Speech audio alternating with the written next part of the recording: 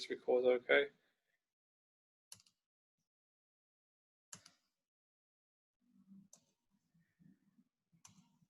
Okay, so clinical anxiety, what's clinical anxiety? Well, as a general rule, it's diagnosed by an appropriate mental health professional using the DSM-5 or the ICD-10. Treatments for anxiety range between biological treatments, pharmacological treatments, psychological strategies, and both in certain circumstances. One of the things I sort of want to talk about today and on my own journey in mindfulness, and I've sort of looked at things from both perspectives. I've sort of extensively looked at Buddhism and ancient philosophy, and I've also done a lot of study and research in secular mindfulness, hence my latest study that I'm doing, the research that I'm doing, studying another course at the moment, as you do, and the research that I'm studying is around comparing mindfulness face-to-face and mindfulness through app-based interventions and so on and so forth. So when I wrap that master's up, I'll sort of let you know the findings. I'm nearly there, which will be quite interesting. But I try to look at things from both perspectives, and I think that the idea is really that, okay, you've got this mindfulness thousands of years, old and been around for a long time, and putting it into this modern society is not always easy. The world's a changed place, as we well know. But going back to anxiety, what I'm referring to when I say subclinical anxiety is so the person has symptoms of anxiety but don't meet anxiety diagnostic criteria. So they've gone to a mental health professional and they haven't reached the diagnostic criteria I mentioned earlier, which is DSM-5 or ICD-10, but the constructs are still there. They still have some of the constructs, and life can be a spectrum of debilitation. Debilitation being affecting many areas of their life, some more than others, but they may not get the diagnosis and they may not get the treatment they need. And they may not need treatment in all situations, but equally in saying that, we know that anxiety can be really debilitating. So what I'm referring to when I say subclinical anxiety is people who don't meet the criteria for a diagnosis, but may also be experiencing some debilitation that is in beyond proportion to a specific situation, subjected to an appraisal, or feelings of being uncomfortable with a diagnosis. So do email me. I can give you the slides, and hopefully this sort of records really well. And I'll open for questions towards the end. So please, if you want to ask any questions, please ask at the end, because I sort of want to make sure we cover criteria going forward. So just to reiterate, subclinical anxiety, people who do not meet the criteria of having diagnosis after seeing mental health professional, report anxiety, and also they've been examined by a medical professional to rule out other potential organic disorders. And what I say when I say that is things like Cushing syndrome, thyroid, hypothyroidism, vitamin deficiency, substance misuse, medication-induced neurological conditions. I'm not a medical person, so the medical person will know more about these than me, obviously, but I will always say someone who's got anxiety to see a medical person first. And the reason being is that, Parkinson's, brain tumors, strokes, dementia, epilepsy, all these things can have an impact on people's mood. So for me, I'm not trying to alarm people and say, well, you could have one of these. The chances of having something like this is obviously minimal, but better to be ruled out. It's like I do a lot of hypnosis, you probably know. A lot of hypnosis I do is around pain relief. And before I sort of see a pain relief client, I'll say, get it checked out by a doctor first, because obviously you don't want to be treating someone 6 months into a program and then it ends up being a tumor or something like that could have been treated. If they do get diagnosis, then obviously not saying you can't work with them, but it changes the whole dynamic of the situation. So, people say, well, it's just safeguarding, just making sure, because obviously, some of these can be treated if that's what it is. And these things correlate to anxiety as well. So as a general rule, mindfulness has been around. It's got roots in Hindu teachings from around 3,500 years ago. But equally, I saw some research not long ago that suggested even earlier than that, So even earlier than that, there was suggestions that mindfulness dates back even earlier than the Hindu suggestion that, you know, Judaism, Christianity as well, Islam too. So I saw a research paper not long ago. But all things said and done, it became a part of more Eastern contemplative practices, starting in Buddhism in 535 BC, so they say, as an estimate. Western psychology has incorporated mindfulness, with the main distinction being on doing rather and results, doing and results rather than just being. So in Buddhism, it's a way of being. In Western secular, it's more doing and results orientated, so to speak. And that's sort of one observation. And I think in the world we live in today, there's a lot of things that can sort of distract our focus of attention. We live in really interesting times, in the sense that you've got so much information coming through at a really, really quick speed. And it's not always great for the mind, because the mind can only process so much consciously. So you've got this sort of constant barrage of information, which is useful to a point, but it can also overwhelm and overload our brain, which is not what we want. So what we can do from mindfulness is develop the ability to meditate, how we focus our attention, relate to experience and suffering and adversity. So life will bring suffering, life will bring adversity. As how we respond to that is really important. And mindfulness, there's a lot of evidence around mindfulness and pain relief, depression, anxiety. There's not much in other areas of mental health, although it is used outside empirical protocols by various professional backgrounds, expertise like teachers, sports people. So it is used as well. I have sort of seen, if we talk about mental health, I have come across the work of, well, I've read about the work of Chadwick, for example, and Chadwick talks about the administration of mindfulness around people who've got psychosis. But what I would say from what I've read, it's adapted. So psychosis is a very complex condition associated with various mental health disorders such as schizophrenia. So research around that, and there is around administration, but I would say I'm not a clinical expert in psychosis. I only covered a module on a program. I would sort of be really careful in administration in that situation. And, you know, obviously people like Chadwick, you can read about his work if that's your area of professionalism, then it might be worth reading about how he's administered that and maybe finding out more. But it is sort of making its way in other areas of mental health. We can focus today on helping individuals in work, in leadership, with athletes as well. Sometimes athletes focus their attention on the past. Sometimes they focus on the future, the land of what if, so to speak. And it's about just centering them to the now, being more in the here and now, being more process orientated. There's two main protocols you've probably seen, and that's Kabat-Zinn, okay? And his sort of work derives a lot of evidence behind it, and that MBSR derives from Buddhist philosophy. And you've also probably seen MBCT developed by Siegel, Teasdale, and Williams. And they used MBCT around people who've got depression. So MBSR and MBCT are the general main protocols you'll see, which are very carefully designed and structured.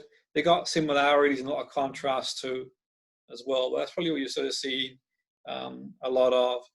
Now, what I want to sort of focus on is stress. So stress is the ability to react instinctively and expediently to threatening situations. Is thought to be linked to evolutionary development of humans, not only triggering reactions of the sympathetic nervous system, but our cognitive process as well, with the objective to activate the appropriate behavior. So we sometimes get overwhelmed with a task. So for example, if what you've got in front of you, an assignment, a presentation, or maybe even the world at the moment, it can be a little bit overwhelming. for a lot of us with all these things that are going on and have been happening, and it seems to be one thing after another, and it can be really overwhelming for people, absolutely. And if we don't think we've got the ability to cope, then we get stressed, and it has the sort of snowball effect. And mindfulness can be quite useful for that, to help us just ground ourselves back to the here and now. So the research suggests conscious interventions have limitations. Mindfulness can help with the mind's automatic attention regulation. And I'm going to sort of explain what we mean there, helping us to create a more experiential view of the sense of self in adverse to a static view. So we're always flowing, we're always growing, always changing, rather than this sort of static identity, the me narrative, the I narrative that a lot of people have. It's a bit like, for example, if you see someone else suffering in the news or on TV, or someone tells you about their story, we react differently to if it was us, or maybe personal to us, a member of our family. We react and feel different than it would be. We get stuck in this I sort of narrative, and mindfulness can really help get a more fluid, balanced sense of self, which can assist in the regulation of emotion, the governance of behaviors, which can potentially have benefits during and beyond meditation. So it takes a bit of time, practice to do. The two basic approaches to develop mindfulness are experiential learning and meditation. Experiential practice of mindfulness involves focusing on awareness and observation while engaged with activity, which I will do in this seminar. I'm going to make it practical for you as well. So we can sort of find a way to, in mindfulness, to diffuse the mind, quieten the mind, so to speak, diffuse the feelings by focusing on the moment we truly have. The only moment we truly have is the here and now. That's the only moment we really have. We can sort of focus on the past, what went wrong, what we did. We can't go back and change. We can learn from the past. In the future, we can't live in the future, because obviously the element we've got now, we can plan for it. But learning to be in the now is really important. And what I would say for you guys who do mindfulness facilitations, some people have got health anxiety. I've been sort of doing this for many, many years. And what I do is I adapt mindfulness for people who've got health anxiety, because mindfulness talks a lot about body sensations. Feel the sensations in your body. And sometimes you've got health anxiety. The person might get anxious about doing that. So what I say to the people who've got health anxiety is perhaps you focus on a sound or a visual element, or something that is not maybe a physical sensation, because they've got health anxiety and they feel their arms tingling or something like that, then it can exacerbate that. They might not feel comfortable with that. So bear that in mind. If you've got anxiety, you might want to say, well, focus on the sound if you're concerned about the sensations in the body, and we can sort of help them to focus on the here and now. Now, I want to sort of clarify, there's a lot of different rhetoric around anxiety and fear. Well, in the context of this seminar, fear is short-term negative emotional stimuli, a state triggered by the presence of a harmful stimulus. So all that means in plain English is fear is real. There is a real threat in front of us. So, for example, if there was a dangerous spider in front of you, or you're in a dangerous situation, that was there, it's real. Or if someone's walking towards you and they had a weapon and you thought, well, they might use that, then that would be real, if obviously that was the case. Anxiety is a sustained negative emotional state triggered by anticipation. So, okay, it could be you think you saw a spider, or you think there could be a spider there under the blanket, or there could be a snake, or that person could be walking towards me and want to harm me. So it can be internal or external. So it can be outside, or it could be an internal stimulus. So, for example, someone might sort of feel a sensation in the body and think, okay, something's happening to me, type thing. And so, in essence, really, fear is suggested to be real. Anxiety is suggested to be not real. It's the brain living in the sort of land of what if. The biological response is the same, irrespective. Whether it's real or not, it's the same. So whether the spider is dangerous or not, whether it's there or not, the response biologically is pretty much the same. The response. And anxiety can be defined by severity, frequency, and in relation to its cause, which we'll sort of touch on more detail as we go along. But the three main responses you'll have heard are freeze, fight, and flight. So you'll have come across that before, and that's sort of evolutionary history. So in danger, we either freeze, we either fight, or we flight in certain situations. Now, the work by Joseph Ledoux, the neuroscientist, he sort of talks about two main routes or routes of processing threatening stimuli: the slow and fast responses. The fast happens without conscious appraisal. The slow, the information is first processed in the cortex, including evaluation of the threat. So the fast could be, you walk down the street and perhaps implicitly a red car goes past, or you sort of see someone that reminds you unconsciously of someone, or something happens at a speed you don't get a chance to appraise. It's an unconscious response. You don't get a chance to consciously make sense of it before you had a chance of doing anything. The response is initiated. You got the slow response where you first process in the cortex, you evaluate it. So the point being, okay, someone's walking towards you, you're sitting at the park and you're sort of relaxing, they're walking towards you and they're pointing at you and you're wondering what's happening. So you're consciously appraising that, thinking, okay, are they going to come towards and harm me? And they keep pointing towards you. And you think, well, I saw something on TV, on the news the other night. Then you might reflect on something you see on a film. And then you sort of notice they come close and they say, you've dropped your wallet on the floor.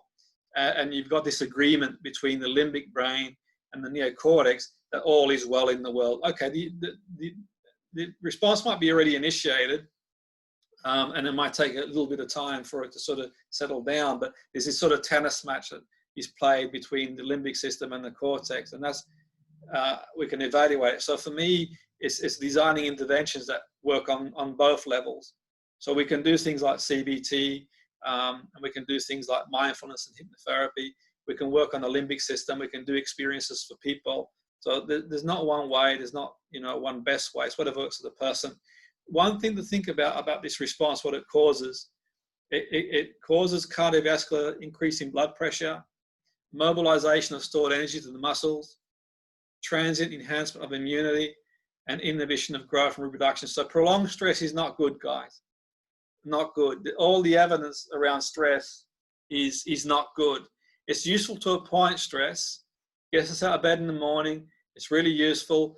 Over a long period of time, keeping that tap running is not a good thing. I haven't really seen a lot of literature out there that suggests, or any for that matter, but I've seen a lot that talk about the effects of stress. And obviously at the moment we live in very stressful times. You could make a point for that. And it would make sense to sort of, what I do personally is I avoid overloading my brain with information. So yes, I'm a lecturer and I'm involved in other projects like radio and stuff like that. I need to be aware of what the guidelines are and I will adhere to them. But equally, I have a friend of mine that at one point had like an app on his phone. He was getting updates of what was going on in the height of COVID, literally every hour. And I thought that would be too much for me. That would overwhelm me. So what I need to know, and then I'll incorporate it into what I need to do.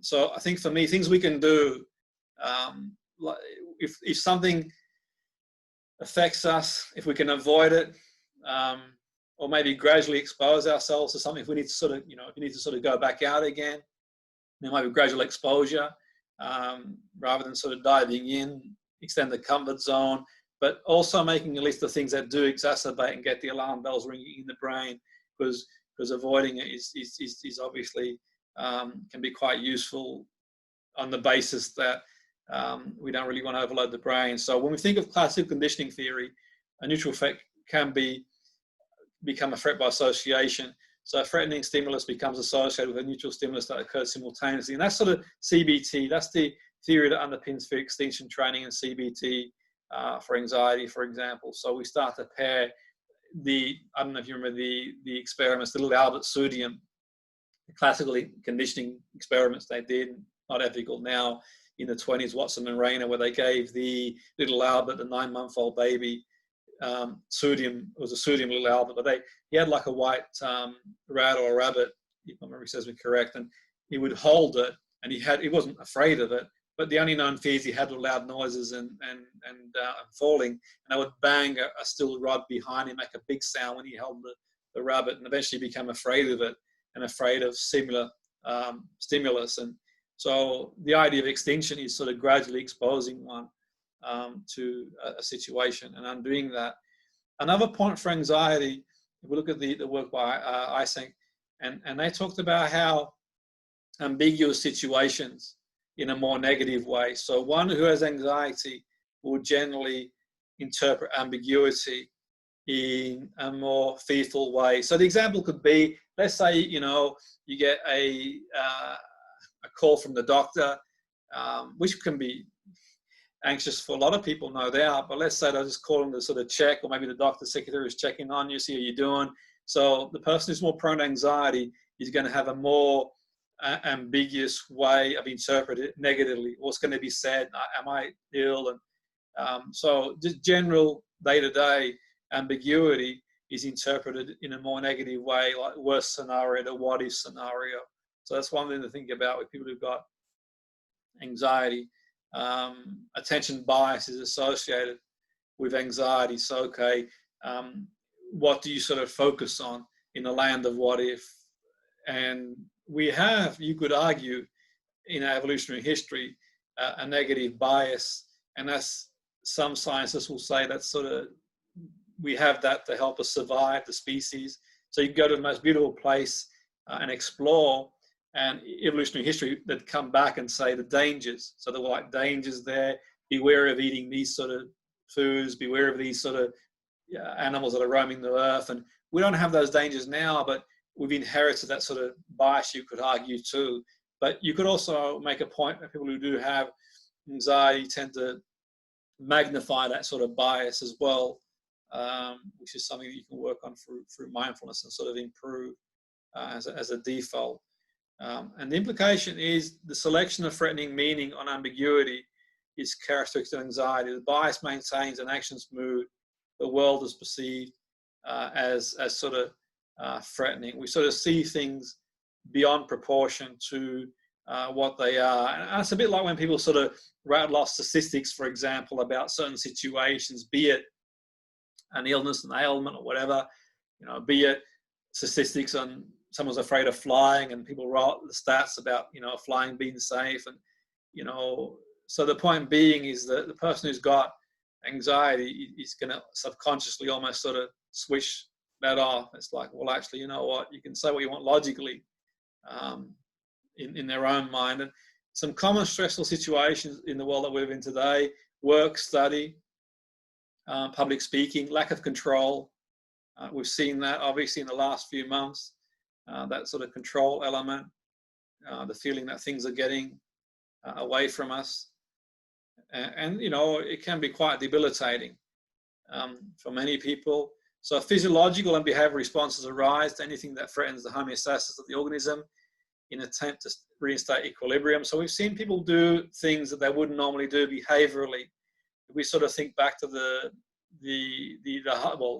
height of COVID, when it was first being reported on the news quite heavily, and we saw abnormal behavioural patterns, people fighting in stores, and all right, it was a very small minority when you think about it. Most people, had generally a more balanced view, but we did see a much bigger proportion of people with that impending threat, arguing and fighting in stores and doing things they wouldn't normally do.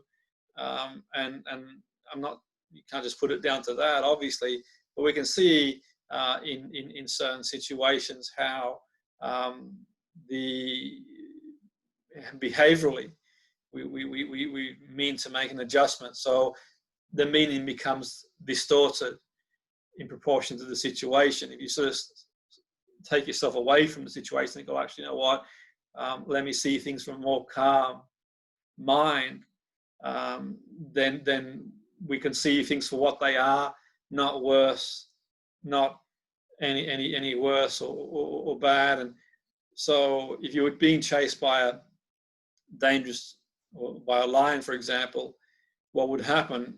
You'd mobilize glucose and other energy molecules for flight reaction. And in some respects, you could make the point that under stressful situations, this sort of mobilizations happens more so. So I've mentioned before, years ago, I do a lot of consultancy work, and years ago, the sports scientists, one of the biggest football clubs in the world, said that one of the issues they had is after Champions League football, the players, particularly when they traveled and played abroad and had a 3 or 4 hour flight, 2 3-hour flight, they had very high levels of cortisols in the body, and they looked at ways to reduce that through nutrition, through rest and recovery.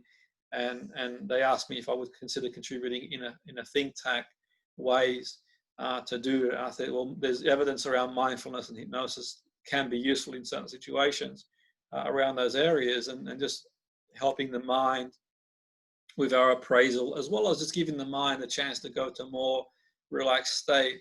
So we know, and I know over the years of working with people, coaching people in public speaking, they have increased blood flow to the brain, faster breathing, the blood pressure goes up, digestion goes slower, perspiration, just the thought of public speaking for some people, muscle tension. What happens is the focus aspects of memory and cognition, and then you've got sharpening that detection of sensations and increasing alertness. So you get the stress response. That's one example. Public speaking is, you know, as well as other things that we appraise, have a similar effect, be it a big sporting event, be it even, you know, we're seeing more and more people just day-to-day living. It's like, okay, you get up in the morning and sometimes there's so much information around us and so much conflict information going out there, that can have a big impact too, and all these sort of things. And I'm going to sort of cover the theoretical components. I'm going to do some practical stuff now for you that can be quite useful to help regulate. The first thing I will do with my clients is breathing exercises. Now you might think, okay, that goes without saying, but breathing exercises are really important. And one of the reasons being is that people who've got anxiety breathe shallow and fast. And if you breathe shallow and fast, that's telling your brain that something's wrong. So what happens when you breathe shallow and high in your body, it's signaling to the body that something's wrong. And when your body gets a signal that something's wrong, it activates what we call the sympathetic nervous system. Okay, when the sympathetic nervous system is activated, we need to breathe in a way that calms that down, calm the nervous system down. And one of the ways to do that is to breathe deeper. So one of the quickest ways to change biochemistry is to breathe deeper. The parasympathetic nervous system, the part of the involuntary nervous system that serves to slow the heart rate, increases the intestinal and glandular activity and relaxes the sphincter muscles. So I tell my clients to breathe through their tummy. By breathing through their tummy, the parasympathetic kicks in, and what happens is the heart rate slows down, the intestinal and glandular activity and relax, the sphincter muscles start to relax as well. The ratio I use, that might not work for you, you have to find your own ratio.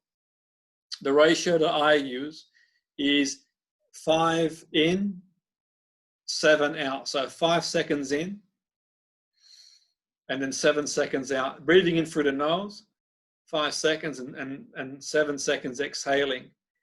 By exhaling for a longer duration and inhaling, then we can sort of calm the system down. Now, there are people who do yoga who are probably watching this that can breathe a lot longer than what I can, and fair enough if you can do that. But there are also people who may have a condition that prevents them from breathing that duration. So you got to just adjust your sail and work towards that, which is useful. But what I find works for me and a lot of the clients I've worked with is a ratio of 5 to 7. Now, I'm not a medical person, so if you're not sure, it might be worth sort of clarifying to see what their thoughts are. But I found that just slightly exhaling more than inhaling for a duration that, as a ballpark figure, works okay. And I've sort of tested it. I'm not a medical person, but having a very strong science background, I'm always sort of testing things. I got one of those sort of pulse meters that you use, and I just checked the oxygen levels to see how they were. And I did sort of notice that whether that's reliable, I don't know. But I just like to do these things. I check oxygen levels went ever so slightly higher. I believe the normal range, and I stand corrected, we've got medical people in the group, is around 95 to 99. And it may be many other variable factors that sort of got in the way too. But I did notice by sitting down for 5-10 minutes, and you can try it maybe yourself and maybe speak to a medical person. I'm not medically qualified, and see what they say. But by practicing the breathing, I did notice that the oxygen levels went up higher with the oximeter ever so slightly. 1 or 2. That might be placebo. That might be a lot of things. I don't know. But equally, in one respect, one time when I was consulting the Air Force and I was doing imagery, and we had a really wasn't skeptical, it's quite forceful, the group leader, and I asked him to do visualization, and the visualization, imagery, hypnosis, and I took his blood pressure prior to the visualization and heart rate, and then afterwards, and the blood pressure and heart rate had dropped after doing the visualization, and he was but then his first question was, how long will it last for? I said, I don't know, longer than what it lasted before. So it's like anything, if you were to take a tablet for pain relief, it's not going to last forever. So you do it again, my guess is.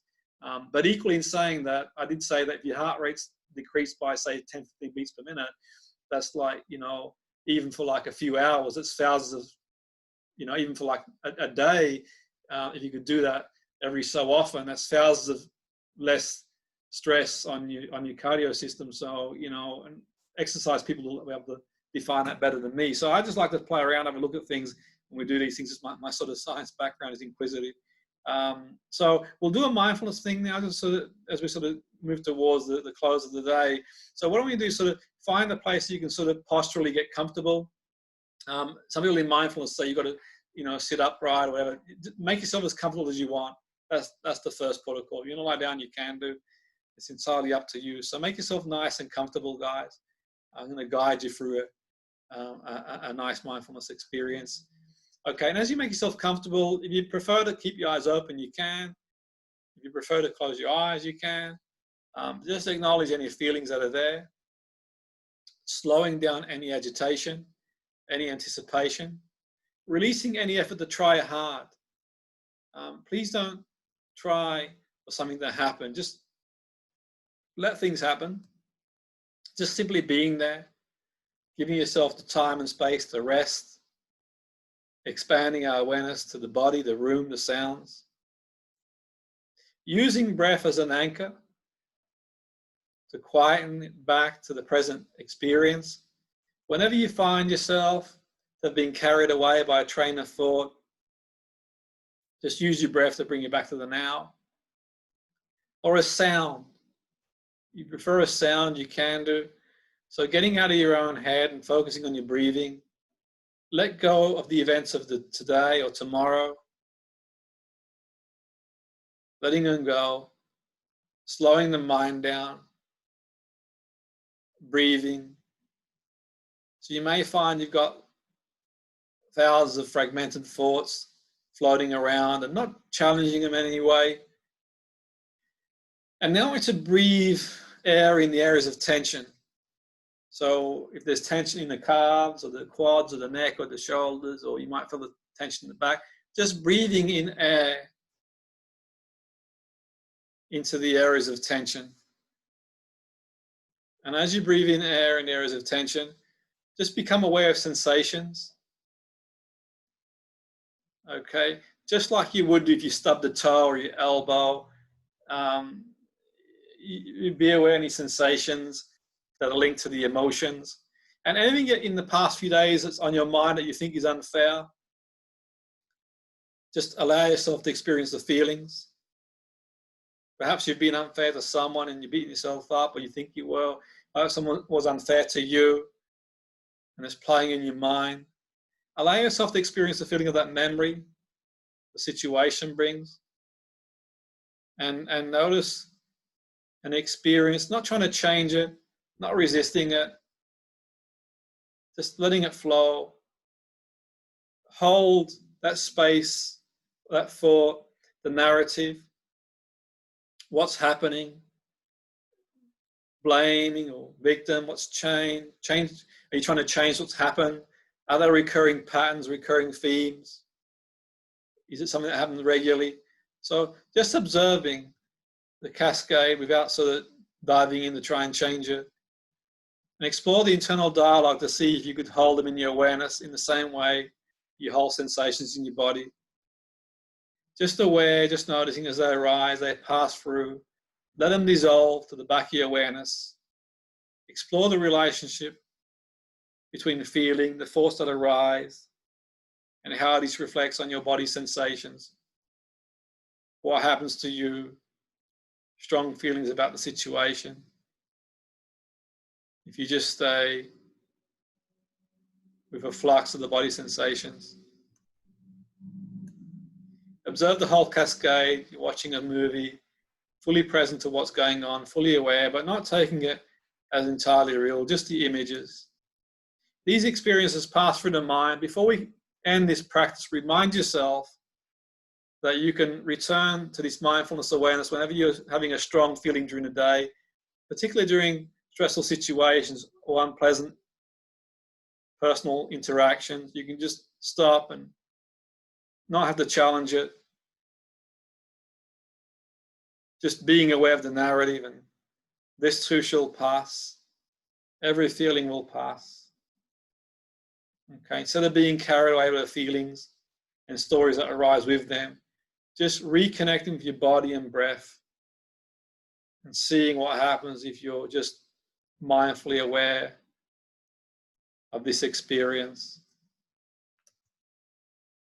instead of being carried away by the experience itself. As they unfold in real life, in real time, you always have a choice, no matter how strong the experience is. It might appear, even if it feels completely taken over us, it's always up to us to decide how we respond in every moment, every situation. So we can respond rather than react. Okay? And in your own time, in your own pace, if you just want to come back to the here and now. Okay, guys, so wonderful. So that was great. We'll just